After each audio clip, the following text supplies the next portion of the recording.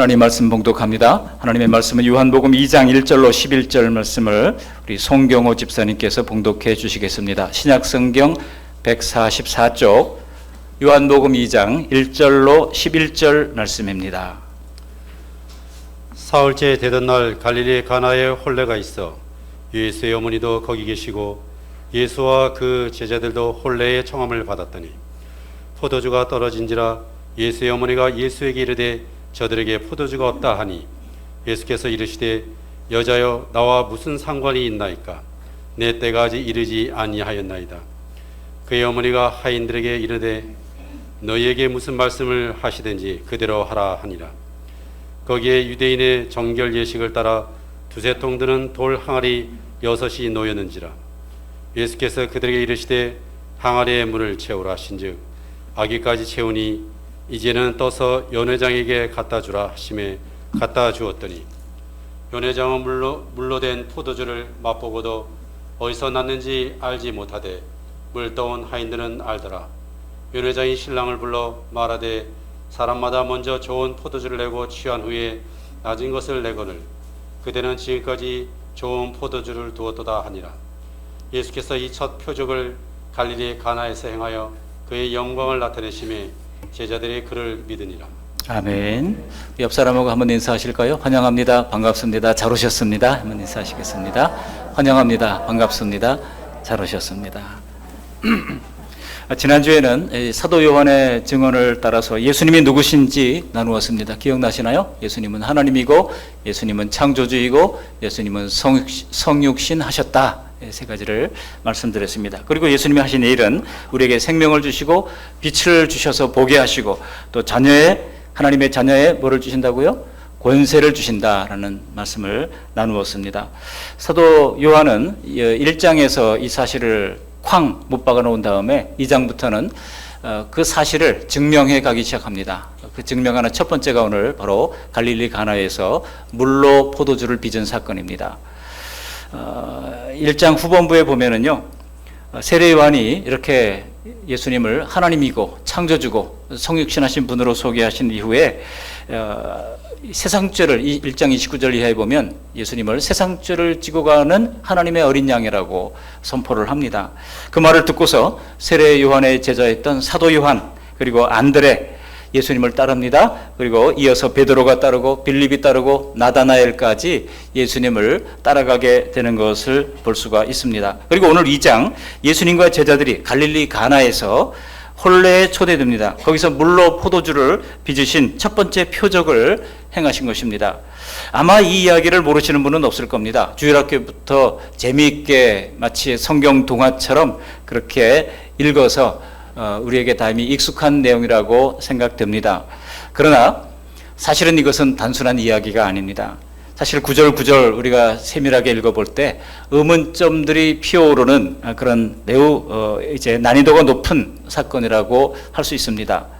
그런데 이러한 의문점들 뒤에는 하나님이 예비해 두신, 하나님이 숨겨두신 말씀이 다 숨어 있는 거예요.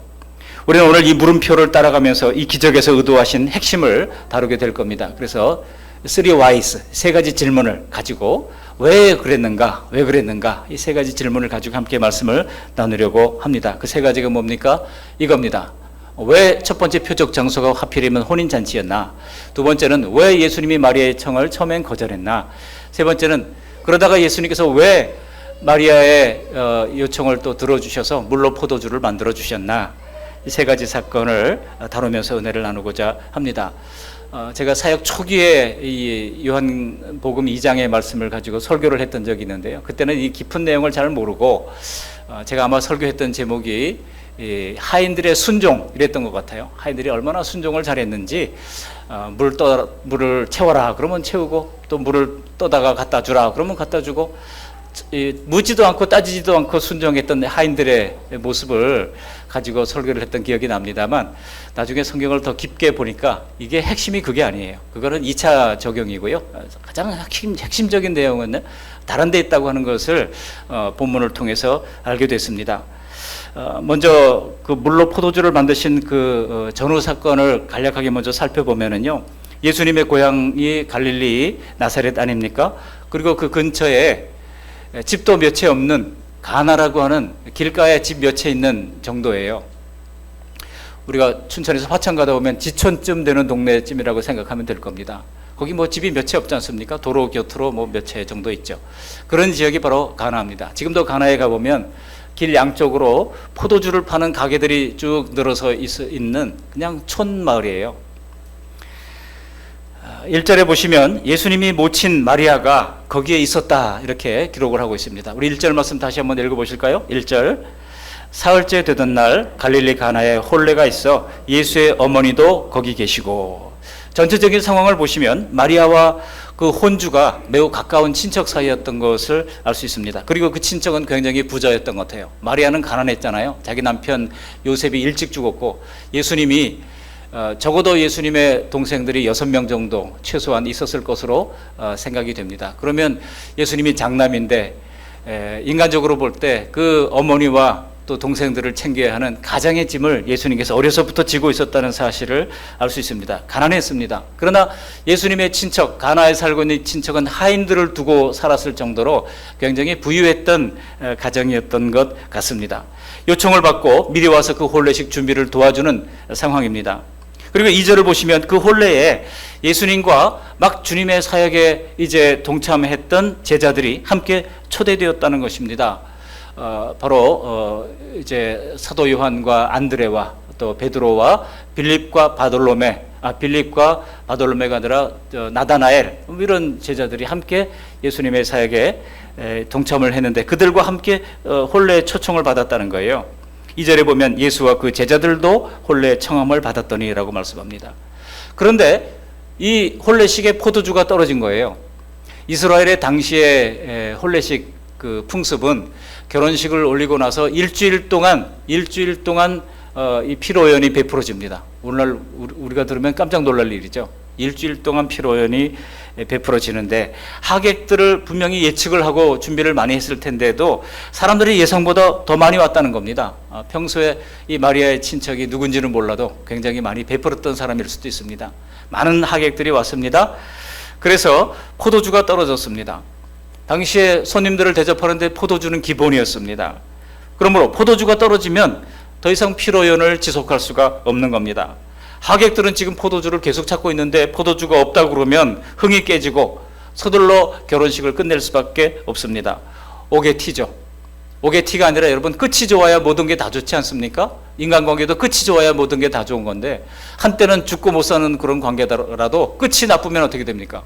그러면 참 섭섭하고 서운하고 관계가 참 힘들어지잖아요. 그러나 처음에는 힘들더라도 나중에 관계가 오래가고 지속적인 관계를 보면은요 끝이 좋은 관계예요. 근데 끝이 좋아야 좋은데 일생일대 결혼식을 지금 포도주가 없어서 망치게 된 겁니다. 이때 마리아가 이 결혼식의 곤란한 상황에 대하여 예수님께 이제 요청을 하는 것을 볼 수 있습니다. 우리 3절 말씀을 여기 화면에는 안 띄웠는데 우리 한번 성경을 통해서 한번 보시기를 바랍니다. 3절 함께 읽어볼까요? 포도주가 떨어진지라 예수의 어머니가 예수에게 이르되 저들에게 포도주가 없다 하니. 그러자 예수님께서 반응하신 것이 4절에 나오는데요. 이 4절을 보시면 예수님의 반응이 좀 이상하다는 생각이 들지 않습니까? 우리 4절 말씀 함께 읽어보십니다.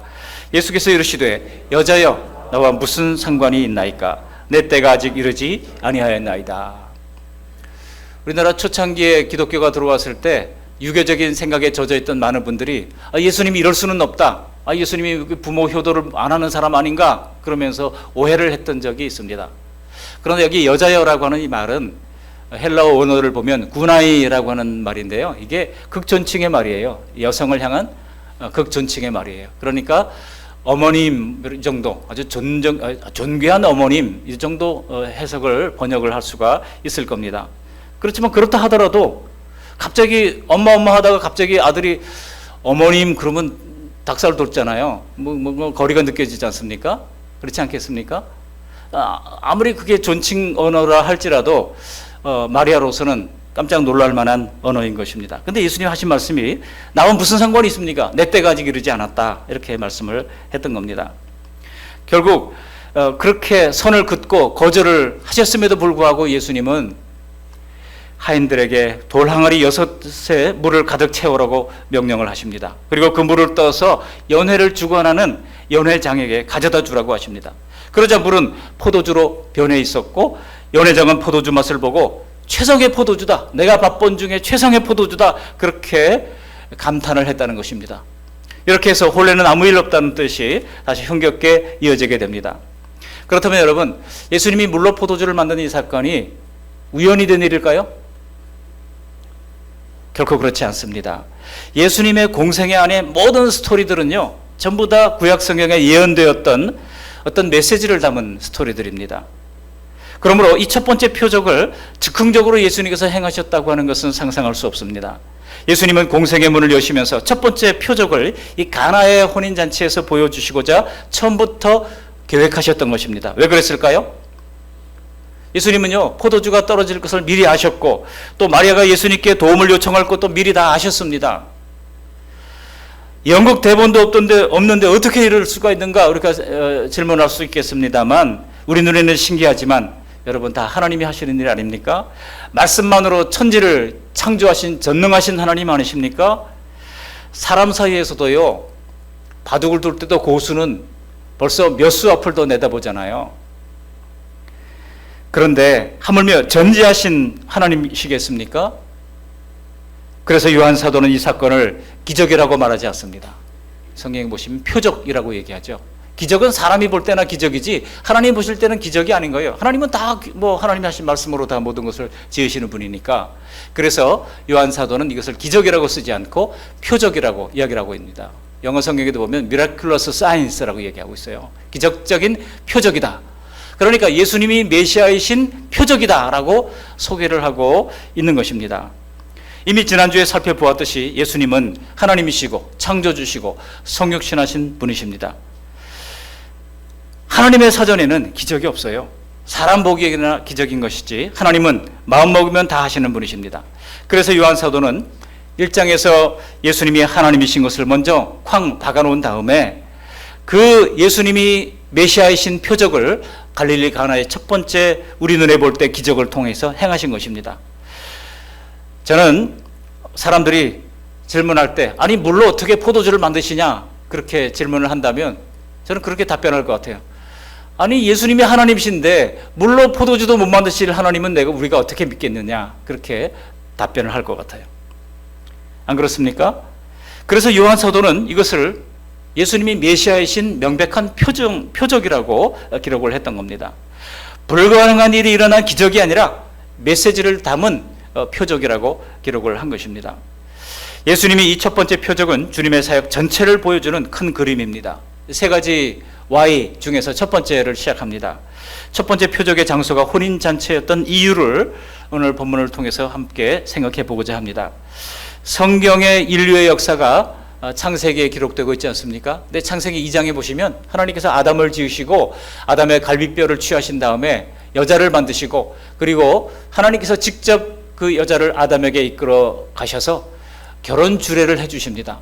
창세기의 첫 번째 부분은 바로 하나님이 결혼 주례를 만드시면서 하시면서 가정을 이루신 것이에요. 하나님의 창조 목적 중에 중요한 것은요, 우리가 세 가지 중요한 것이 기독교에 있다고 그러잖아요. 바로 이제 일이 중요하고 또 뭡니까? 가정이 중요하고 교회가 중요한데 그 세 개 중에서 하나님은요 우리에게 일을 주십니다. 일을 제일 먼저 주셨어요. 그래서 인간은 일하도록 지음받은 존재예요. 여러분 너무 놀기 좋아하지 마세요. 하나님은 원래 처음부터 사람에게 다스리도록 일을 허락해 주셨습니다. 이걸 이제 문화명령이라고 얘기를 합니다. 그리고 두 번째로 주신 것이 가정이에요. 생육하고 번성하도록 가정을 허락해 주신 것입니다. 우리 청년들이 아무리 힘들어도 하나님께서 채워주실 것을 믿고 가정을 이루고 그렇게 살면 하나님께서 다 채워주지 않던가요? 제 인생을 보더라도 그래요. 하나님께서 이렇게 저렇게 다 채워주시더라고요. 그 사실을 믿고 가정을 이루는 것이 성령의 뜻입니다. 하나님의 뜻입니다. 근데 그렇게 가정을 세워주셨어요. 여러분 요한계시록에 내려가 보면은요, 처음에 가정을 세우신 하나님께서 마지막 요한계시록 끝에도 보면은 요한계시록 19장에 보면 예수님이 교회를 어린 양의 혼인잔치로 초대를 하지 않습니까? 어린 양은 예수님을 가리킵니다. 구속주 예수님. 그리고 그 예수님께서 거룩하게 하신 교회를 신부로 맞아들이는 그 거룩한 혼인잔치가 기록되고 있습니다. 자, 보십시오. 창세기에서부터 요한계시록까지 다 혼인잔치로 시작하고 혼인잔치로 마치고 있어요. 그러니 예수님께서 첫 번째 표적을 혼인잔치의 장소에서 한 것은 너무나 당연한 일이었던 겁니다. 여러분, 에베소서 5장 31절에는 이렇게 소개를 하는 장면이 나옵니다. 함께 읽어보시겠습니다. 에베소서 5장 31절 말씀을 함께 읽어봅니다. 그러므로 사람이 부모를 떠나 그의 아내와 합하여 그 둘이 한 육체가 될지니. 여러분, 이게 이미 창세기에서 하나님이 아담과 하와의 결혼에 대해서 하신 말씀 아니겠습니까? 바울 사도는 그 다음 절에서 이렇게 이야기를 합니다. 32절 말씀 보시면 이 비밀이 크도다. 나는 그리스도와 교회에 대해서 말하노라 그랬어요. 그러니까 에베소서 5장은요, 뭐 부부관계 결혼식에 대해서 말한 것이 아니에요. 제가 결혼식을 할 때 제 결혼 주례를 맡았던 목사님이 이 에베소서 5장을 가지고 강해 설교를 하셨어요. 강해 설교를 하는데 설교 시간이 50분 걸렸습니다. 아주 서 있느라고 힘들어서 그냥 죽는 줄 알았어요. 예. 그러면서 이 50분 동안 이 에베소서 5장을 아주 강해를 하시더라고요. 예. 뭐 저만 그랬겠습니까? 그 앉아있는 하객들은요, 언제 끝나나 그랬을 겁니다. 예. 여러분, 이것은 결코 가정에 대한 얘기가 아니에요. 예. 가정에 대한 얘기가 아니라 그리스도와 교회에 대해서, 신랑 되신 그리스도와 신부이신 교회에 대해서 하신 말씀이라고 명백히 이야기를 하고 있는 겁니다. 그러니까 최초의 결혼부터 하나님은 마지막 이 그리스도와 성도의 혼인관계를 생각하고 계셨다는 뜻입니다. 그래서 예수님의 공생의 사역 첫 번째를 바로 이 결혼식에서 시작하셨다고 하는 것을 알 수가 있는 것입니다. 우리 요한계시록 19장 넘어가서 한번 읽어보실까요? 19장 7절 말씀을 함께 읽어보십니다. 우리가 즐거워하고 크게 기뻐하며 그에게 영광을 돌리세. 어린 양의 혼인 기약이 이르렀고 그의 아내가 자신을 준비하였으므로. 9절로 내려가 보시면 이렇게 말합니다. 제가 읽습니다. 천사가 내게 말하기를 기록하라. 어린 양의 혼인잔치에 청함받은 자들은 복이 있도다 그랬어요. 우리는 다 복 있는 하나님의 사람이 된 줄로 믿습니다. 주님의 교회를 주님께서 어린 양의 혼인잔치에 초청하고 계시고 우리는 다 그 초청의 범주 안에 들어간 사람들입니다. 왜? 예수님을 믿기 때문입니다. 따라서 교회를 피로 값주고 사신 영원한 하나님의 이 신부로, 거룩한 하나님의 신부로 아내로 삼으신 예수님이 그 공생의 사역을 이 혼인잔치에서 시작하시는 것은 너무나도 당연한 것이었던 겁니다. 신랑이 신부를 맞는 혼인으로 비유한 것은 우리의 구원을 그렇게 비유하고 있잖아요. 그것은 예수님께서 우리를 그 정도로 우리를 사랑하신다고 하는 것을 나타내는 것입니다. 신랑이신 예수님은 자신을 짓이겨서 우리에게 혼인잔치의 증표인 포도주를 만들어 주신 것입니다. 예수님께서 성찬식을 행하실 때 그 포도주를 가리켜 뭐라고 말씀하고 있습니까? 이 잔은 너를 위한 내 피라고 말씀하고 있습니다. 신랑이신 예수님은 자신을 짓이겨서 우리에게 혼인의 증표인 포도주를 주신 것입니다. 그렇다면 여러분, 인간 편에서도 그런 주님을 믿고 성숙한 믿음으로 주님을 따라야 맞는 것입니다. 그러므로 이미 구약 옛 언약으로 하나님의 백성이 되었던 이스라엘도 이미 성령의 증거와 선지자들의 증거와 출애굽부의 증거, 이런 예언대로 주님의 그 새 언약 안으로 들어와야 맞는 것이었어요. 물로 포도주를 만드신 표적은 율법 준수를 전제로 한 불완전한 옛 언약의 그 언약을 예수님의 속죄를 통한 완전한 새 언약으로 대체하는 중요한 기념비적인 사건이었던 겁니다. 이것이 바로 정결예식에 쓰는 도랑아리의 물을 이제는 포도주로 바꾸신 의도인 거예요. 과거에는 정결예식에서는 물로 씻었지만은 이제는 물이 아니라 예수님의 피를 상징하는 그 포도주, 예수님의 보혈의 공로로만이 우리가 씻어진다고 하는 것을 보여주신 겁니다. 우리 6절 말씀 같이 한번 읽어보실까요? 오늘 본문 6절입니다.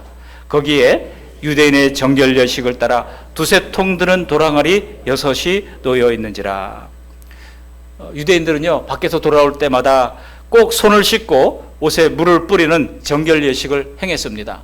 이게 의식법적인 그런 모습이었어요. 율법에 따라서 그렇게 했던 겁니다.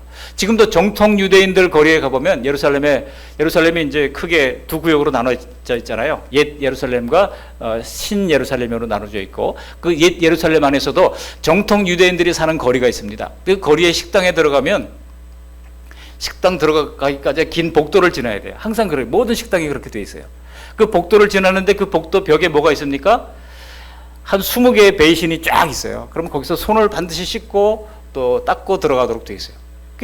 지금도 유대인들은 그 풍습을 철두철미하게 지키고 있는 것을 볼 수가 있습니다. 위생적인 개념 때문에 그런 것이 아니에요.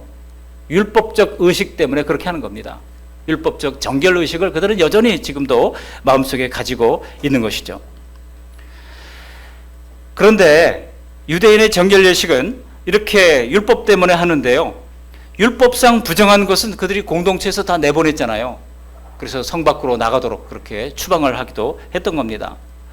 즉 율법상 부정한 것으로 생각되는 어떤 질병에 걸리거나 그러면은요, 밖으로 나가서 제사장이 깨끗하다 인정받을 때까지 성 안으로 들어오지도 못했던 겁니다. 그 얘기는 뭡니까? 부정한 자는 구원을 받지 못한다고 하는 함의가 거기에 들어있는 것입니다. 그게 얼마나 철저하게 유대인들 몸에 배어 있었는지 베드로도 그랬어요. 베드로도 그랬다니까요. 여러분 사도행전 10장에 보시면 예수님께서 이방인도 구원하신다고 하는 것을 보여주시기 위해서 베드로에게 꿈을 주시잖아요. 고넬료를 방문하라고 그러면서 꿈을 주시는데 하늘에 보자기가 내려옵니다. 그 보자기 안에 뭐가 들어있습니까? 율법상 부정한 동물들이 들어있어요. 뭐 돼지 같은 동물 이런 것들이 들어있었겠죠. 그러면서 잡아먹으라는 겁니다. 그러니까 베드로가 솟아쳐 놀라서 뭐라고 얘기합니까? 주여 그럴 수 없나이다 그랬던 거예요. 근데 하나님께서 뭐라고 그러십니까?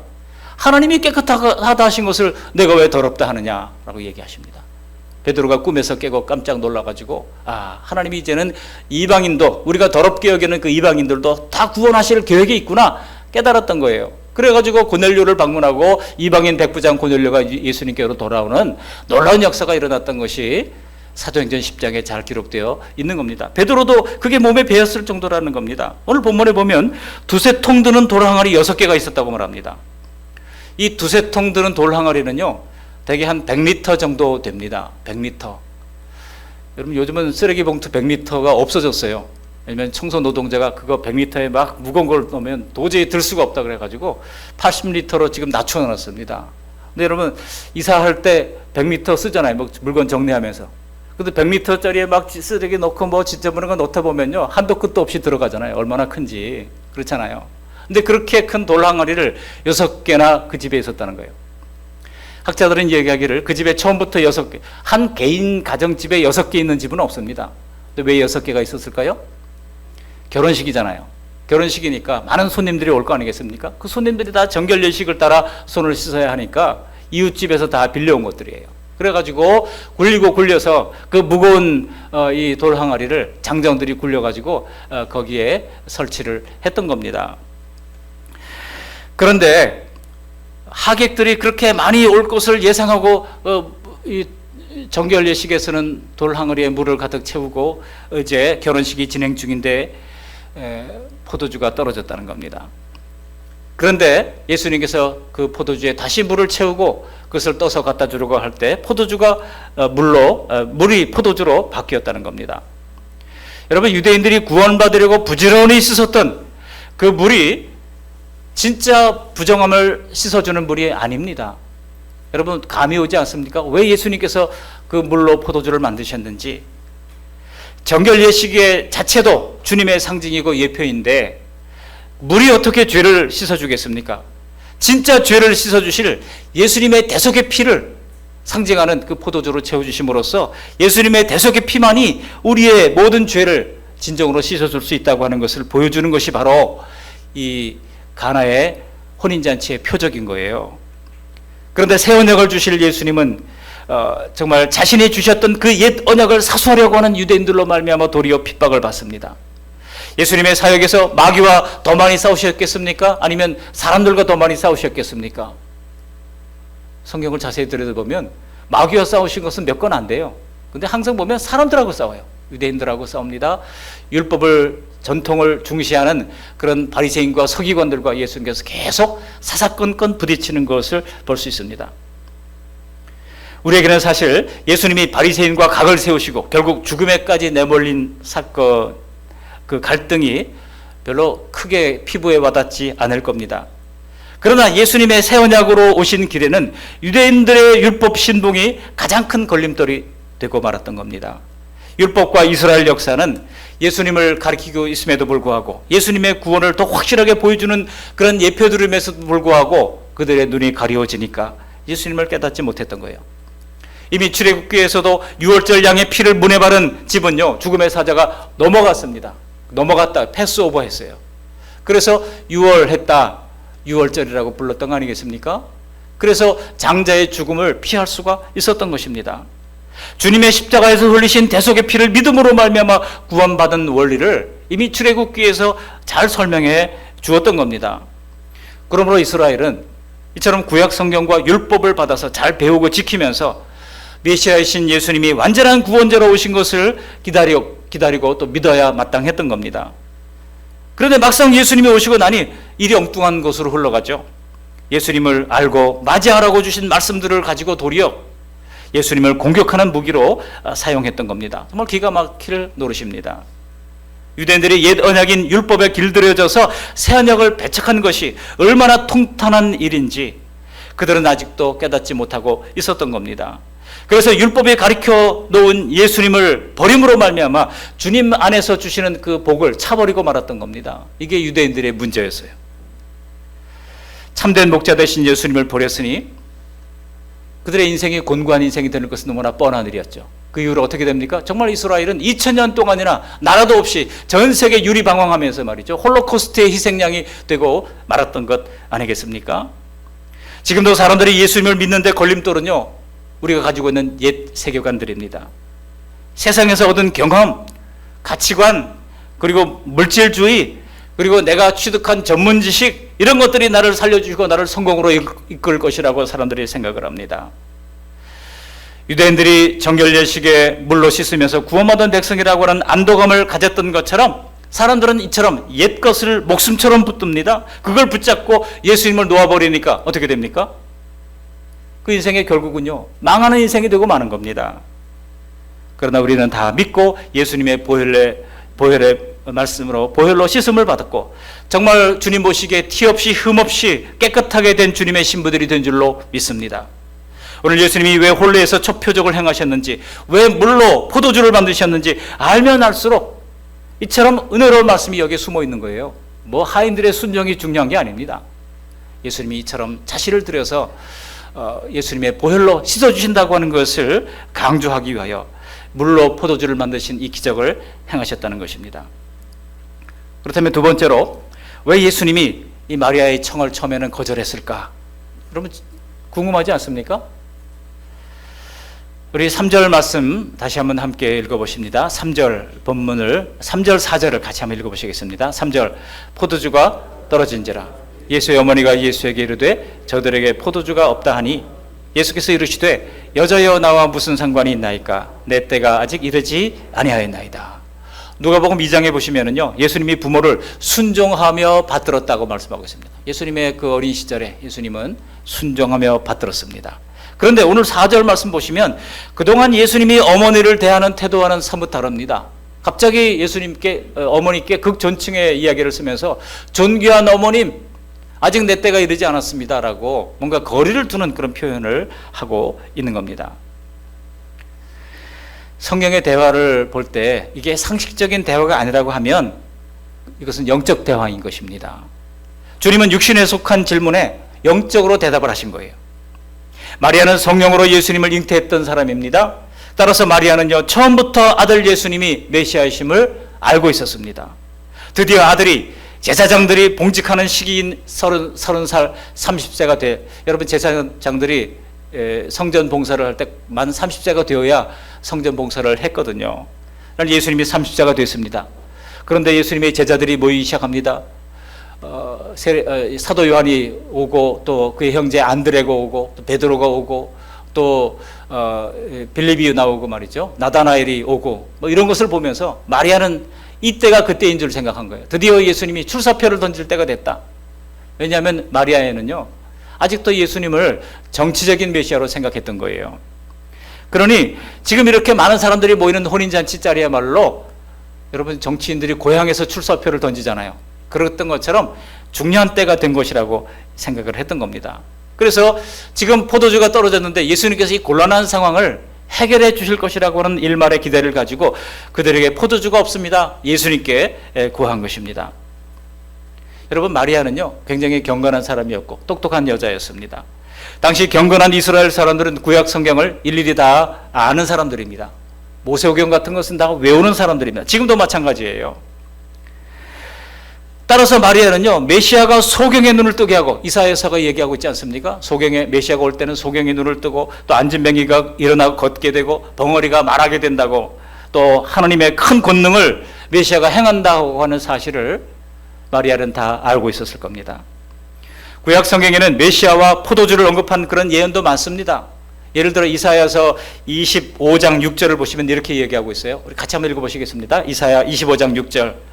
만군의 여호와께서 이 산에서 만민을 위하여 기름진 것과 오래 저장하였던 포도주로 연회를 베푸시리니 곧 골수가 가득한 기름진 것과 오래 저장하였던 맑은 포도주로 하실 것이며. 포도주도 여러분, 오래 저장하였던 것이 더 비싸잖아요. 그죠? 1년 된 포도주보다 10년 된 포도주, 30년 된 포도주, 이거는 뭐 천정부지의 값을 치러야 구입할 수 있을 정도입니다.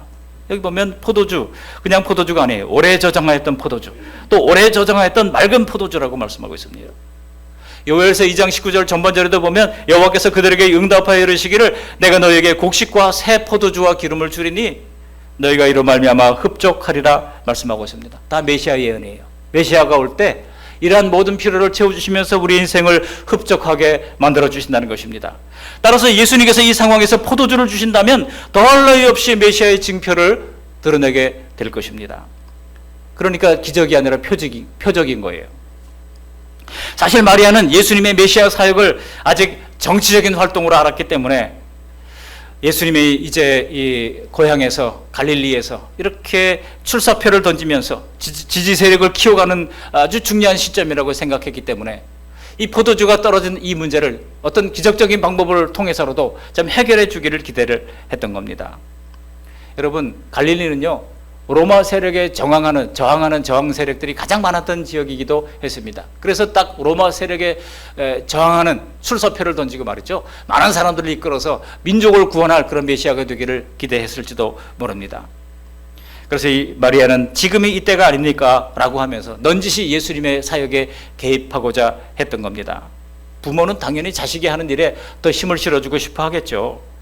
이런 마음을 보신 예수님이 그 순간 이제는 어머니와 아들의 관계로가 아니라 메시아와 그의 백성의 관계로 마리아에게 존중을 하면서 말씀을 하신 것입니다. 4절 말씀, 예수께서 이르시되 여자여 나와 무슨 상관이 있나이까? 구나이라고 얘기했던 거예요. 구나이, 존귀한 여인이여 나와 무슨 상관이 있습니까? 내 때가 아직 이르지 아니하였나이다. 여러분, 그렇다면 주님의 때는 언제입니까? 예수님이 말씀하신 주님의 때는 언제일까요? 바로 십자가 사건입니다. 십자가를 통하여 구속을 완성하실 그때가 예수님의 때인 거예요. 그러나 아직 주님의 때가 아니라고 주님께서 말씀을 했던 겁니다. 우리가 하나님 앞에 기도할 때도 하나님은 이래야 합니다, 주님은 저래야 합니다 하면서 우리가 미리 정해놓고 기도를 할 때가 있습니다. 그게 안 되면 어떡합니까? 삐집니다. 그러나 여러분, 내가 해야 할 일은 안 하고 주님께서만 이렇게 해야 된다고 하는 것은 억지인 것입니다. 우리의 신앙생활은 내가 져야 할 짐을 져야 하는 것입니다. 자기 십자가를 지고 나를 따르라고 그랬지 모든 십자가를 벗고 따르라고 그러지 않았어요. 예수님도 수고하고 무거운 짐진 자들아 다 내게로 오라 내가 너희를 쉬게 하리라 한 다음에 뭐라고 말씀하고 있습니까? 내가 주는 짐은 가볍다고 말씀하고 있어요. 예수님이 주는 짐도 있어요. 예수님이 주는 짐은 넉넉히 지고 갈 수 있는 그런 능력도 우리에게 허락해 주신다는 뜻 아니겠습니까? 내 짐이 아닌 것, 내 힘으로 안 되는 것까지 내가 지고 짐을 부리려 하면 이건 되지도 않습니다. 되지도 않을 뿐만 아니라 지쳐서 못 가는 겁니다. 오늘 마리아는요, 일손을 돕는 것까지 했다면 예수님이 하실 일이 있다는 거예요. 마리아는 그것을 믿었습니다. 그렇기 때문에 예수님께 맡기고 그냥 가볍게 그 자리를 떠날 수가 있었던 것입니다.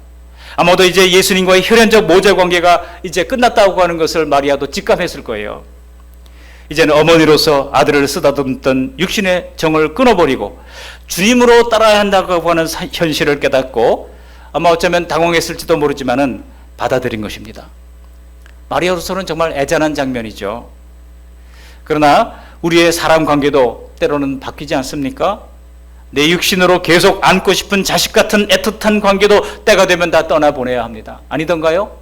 자식이 공부하러 떠난다고 그래서 이제 다시 돌아올 걸로 생각하지만 또 직장생활 하면서 떠나고, 우리 아들처럼 맨날 해외에서만 돌고 말이죠. 다 떠나는 것이 자식이에요. 다 떠나보냅니다. 부부는 어떻습니까? 누구 하나 먼저 갈 거예요. 다 떠나보낼 준비를 하셔야 됩니다. 내가 먼저 갈 수도 있고 또 배우자가 먼저 갈 수도 있는 겁니다. 그러나 여러분, 우리가 예수 안에 있을 때 우리는 더 이상 불쌍한 존재가 아닙니다. 왜 그렇습니까? 다 천국에서 만날 수 있기 때문입니다. 그렇기 때문에 우리는 예수 안에서 나 자신을 포함한 모든 이 관계들이 새롭게 되어야 하는 것입니다. 가족들도 단순한 혈연 관계로만이 아니라 예수 그리스도 안에서 형제된 관계로 우리가 받아들일 필요가 있습니다. 지혜로운 마리아는 이것을 받아들였습니다. 그리고 그 평생의 아들이 아닌 메시아로서 예수님을 따르면서 아름다운 삶을 살았던 것입니다. 예수님이 마리아의 요청을 거절하신 이유는 아직 예수님의 때가 이르지 않았기 때문이요, 또한 혈연 관계를 넘어서 이제 메시아로 주님을 섬기도록 새로운 가족 관계를 열어주신 것이라고 할 수가 있는 것입니다. 마지막 세 번째로, 왜 예수님은 결국 처음에는 거절하는 것처럼 하다가 결국은 물로 포도주를 만들어 주셨는가 하는 것입니다. 이것은 본래 예수님이 처음부터 그렇게 계획하신 것이기 때문입니다. 마리아는 그 사실을 몰랐지만 단지 예수님이 이 상황을 모른 척하지는 않으실 것을 마리아는 믿고 알았습니다. 어떻게 알 수 있습니까? 우리 5절 말씀 함께 읽어보실까요? 5절입니다. 그의 어머니가 하인들에게 이르되 너에게 무슨 말씀을 하시든지 그대로 하라 하니라. 놀라운 마리아의 믿음입니다. 마리아는요, 예수님이라면 다 하실 수 있다, 이것을 처음부터 알고 믿었던 겁니다. 30년을 하나님이신 아들 예수님과 함께 살았던 마리아 아닙니까? 예수님은 세상에 가득한 죄인들 중에서 유일하게 죄가 없는 사람이었습니다. 아마도 몫으로 거친 일을 하면서 살았겠습니다만, 그러나 그 예수님의 인격을 한 번 만나본 사람이라면 다 인정을 하게 됐을 겁니다. 그래서 여러분 1장 앞부분에 보시면은요, 1장 후반부에 보시면 예수님이 만나본 빌립이 나다나엘에게 이렇게 말씀했던 적이 있습니다. 뭐라고 말씀하고 있습니까? 우리 요한복음 1장 45절 말씀을 함께 읽어보시겠습니다. 빌립이 나다나엘을 찾아 이르되 모세가 율법에 기록하였고 여러 선지자가 기록한 그 일을 우리가 만났으니 요셉의 아들 나사렛 예수니라. 아멘. 모세가 기록했던 그 사람, 그리고 여러 선지자들이 기록했던 그 사람을 내가 만났다. 너도 한번 만나볼래? 빌립이 나다나엘에게 제안을 하는 장면입니다. 우리가 성경에서 다윗을 보면 잘 이해가 되잖아요. 다윗을 보면 참 불쌍한 인생이라고 어떤 면에서 한편으로는 생각이 됩니다. 여러 아내를 두고 많은 자식들을 뒀지만 그 안에 서로 살인사건이 일어나고 갈등을 빚고 말이죠, 반역을 하고, 그러면서 얼마나 그 다윗이 마음이 고통스러웠을까 바로바로 이해가 됩니다. 또 사도 바울을 보면은요, 사도 바울의 그 심정이 이해가 됩니다.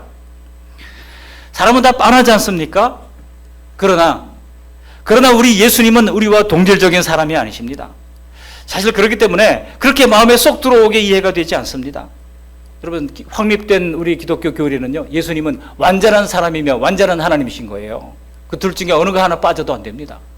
그 중간에 초기에 기독교 이단들로 정죄됐던 이단들 가운데는 예수님은 반은 사람이고 완전한 하나님이다, 이렇게 했던 사람도 있고요, 반은 하나님이고 또 완전한 사람이다, 이렇게 했던 사람도 있어요. 그런 것들이 다 이단으로 정죄됐던 겁니다. 반이 아니라 예수님은 완전한 사람이면서 완전한 하나님이다, 이것이 확립된 기독교의 교리인 것입니다.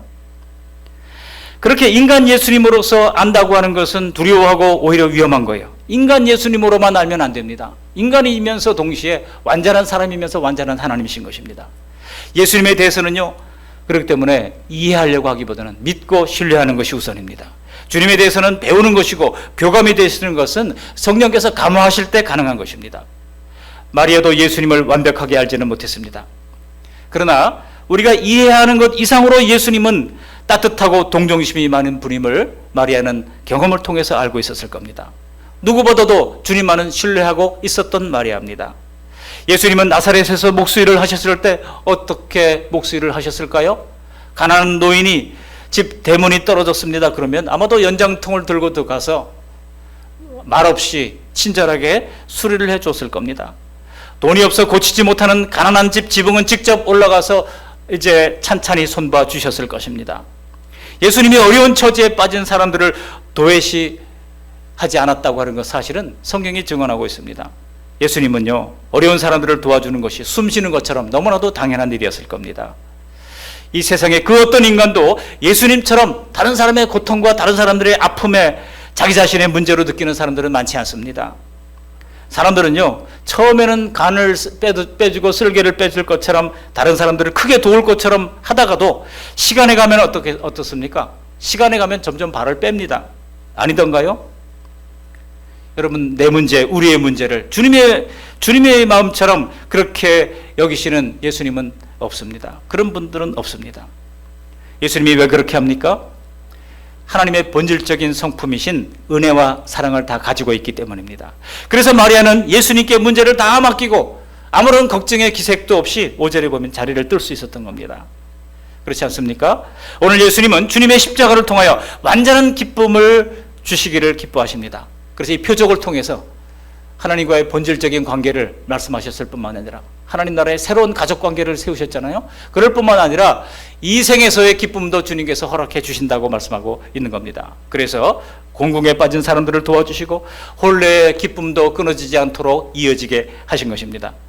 지금 우리에게는 이미 예수님의 십자가 때가 성취된 때입니다. 그래서 주님이 흘리신 보혈로 우리가 정결한 주님의 신부가 되었습니다. 천국의 혼인잔치를 우리는 기다리고 기대하게 되었던 겁니다. 그리고 가나의 혼인잔치에 포도주를 만들어 기쁨을 주셨듯이 우리의 현실 생활에도 피로와 기쁨이 고갈되지 않도록 주님께서 빚어주시고 만들어 주시는 것입니다.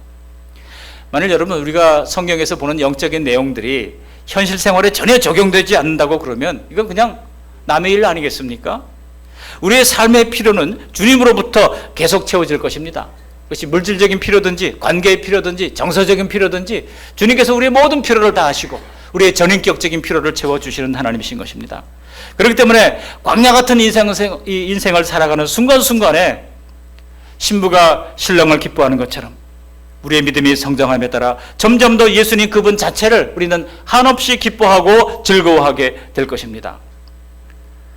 정리하자면 결국 물로 포도주를 만드신 이유는 십자가를 통해서 완전한 새로운 그런 주님과의 새로운 가족 관계를 세우신 것이고 또한 더불어서 구하는 자에게 현실 생활에서도 기쁨 주시기를 원하신다는 사실을 보여주시는 것입니다. 말씀을 정리합니다. 예수님은 보혈로 우리를 씻어서 영원한 주님의 신부로 삼아주셨습니다. 찬양도 있잖아요. 예수님의 보혈로 우리를 주님의 영원한 신부로 삼아주셨습니다. 우리 옆 사람에게 한번 해보실까요? 아까도 얘기했습니다만 우리는 주님의 신부입니다. 다 같이 한번 얘기하시겠습니다. 시작. 우리는 주님의 신부입니다. 주님의 거룩한 신부입니다. 그러나 아직 불완전한 이 생에서는요, 모든 것이 만족하게 채워지지 않습니다. 항상 뭔가가 다 부족하고 뭔가가 동인할 때가 많습니다. 그러므로 내게 뭔가 부족하고 난처한 일이 벌어질 때 너무 두려워하지 마시기 바랍니다. 이게 광야 같은 인생의 모습이에요. 너무 거기에 두려워하고 거기에 집착하면은요, 두려움이 떠나지 않고 염려가 떠나지 않고 정말 심약한 마음이 될 수밖에 없습니다. 그러나 뭔가가 부족하면 하나님께 구해서 채우면 된다고 생각하면은요, 담대해집니다. 이 세상도 넉넉하게 살아갈 수 있는 것입니다. 왜냐하면 예수님은 물로 포도주를 만드시는 창조주시기 때문입니다. 그러므로 맹물 같은 내 인생도 얼마든지 기쁨을 주는 포도주와 같은 인생으로 바꾸어 주실 수 있는 하나님 앞에 구하시기를 바랍니다. 오늘 연회를 주관했던 연회장은요, 예수님께서 만드신 포도주가 극상품이라고 칭찬을 하고 있습니다. 그냥 보통 포도주만 주셔도 감사하게 아마도 그 혼인잔치가 잘 마무리됐을 터인데, 그러나 하나님은 항상 우리에게 주시는 것은 최고를 주시고 최선을 주십니다. 우리의 보기에 우리가 다 이해하지 못할지라도 돌아보면 그때 그것이 최선이었구나, 그때 그것이 최상이었구나 깨닫게 하시는 것입니다. 우리를 판단해서 누구에게는 최고를 주시고 누구에게는 하찮은 것을 주시는 하나님이 아니십니다. 우리를 위하여 가장 좋은 것, 가장 알맞은 것을 돌 항아리 6개 물이 철철 흘러넘치도록 주셨듯이 풍성하게 주시는 것입니다. 조건이 있습니다. 누구에게 주십니까? 구하지 않으면 벼랑 끝에서 기쁨과 이 떨어지지 않을 정도로만 간신히 잡아주실 분이에요. 그러므로 우리가 구해야 됩니다. 여러분 이 사실을 잘 기억하시기를 바랍니다. 우리의 기쁨과 풍성한 삶을 위해서는요, 우리가 항상 하나님 앞에 기도하고 아뢰어야 하는 것입니다. 빌립보서 4장 6절 7절이 말씀하는 바와 같이 아무것도 염려하지 말고 다만 모든 일에 기도와 간구로 너희 구할 것을 감사함으로 하나님께 아뢰라 그랬어요. 아뢰라. 옆 사람에게 얘기하십시오. 아뢰읍시다. 시작. 아뢰읍시다. 하나님 앞에 아뢰시기 바랍니다. 뭔 근심, 무슨 걱정이 그렇게 많습니까? 그 근심, 걱정, 염려를 다 하나님 앞에 아뢰시기를 바랍니다. 그럴 때 그리스도 예수 안에서, 그리하면 지각에 뛰어나신 하나님의 평강이 그리스도 예수 안에서 우리의 뭐를 지키신다고요? 마음과 생각을 지키신다고 그래요. 여러분 우리가 환난을 당하나 얼음을 당하거나 문제가 있으면요, 우리 마음이 막 흔들리잖아요. 우리 생각이 복잡해지잖아요. 그런데 우리가 하나님께 아뢰면 지각에 뛰어난 하나님의 평강이 우리의 마음을 붙들어 주시고 생각을 지켜주신다고 말씀하고 있는 것입니다. 이러한 은혜를 깨달으시고 항상 하나님 앞에 기도하고 아뢰므로 채우시는 놀라운 복된 삶이 이어지게 되시기를 주님의 이름으로 간절히 축원합니다. 아멘. 고마우신 하나님 아버지, 첫 번째 표적 장소가 혼인잔치의 이유를 배웠습니다. 창세기에서부터 계시록까지 교회를 피로 값주고 거룩한 신부로 삼으실 예수님의 사역의 예표로 삼아주신 것을 기억하면서 하나님 아버지, 이제 혈연 관계를 넘어 메시아로 예수님을 맞아들이는 새로운 가족 관계로 우리를 붙들어 주셨다고 하는 것을 알게 하시고 예수님을 주님으로 모신 새로운 가족 관계의 기쁨을 날마다 누릴 수 있도록 붙잡아 주실 뿐만 아니라 하나님 십자가를 통하여 완전한 기쁨을 주신다고 하는 것을 이 물로 포도주를 만드는 것을 통하여 예표해 주셨사오니 하나님 아버지, 그 기쁨을 놓치지 않도록 날마다 하나님 앞에 구하고 아뢰음으로 말미암아 우리의 현실 생활에서도 기쁨을 놓치지 않는 복된 인생 다 되도록 붙들어 주시옵소서. 예수님의 이름으로 감사하며 기도합니다. 아멘.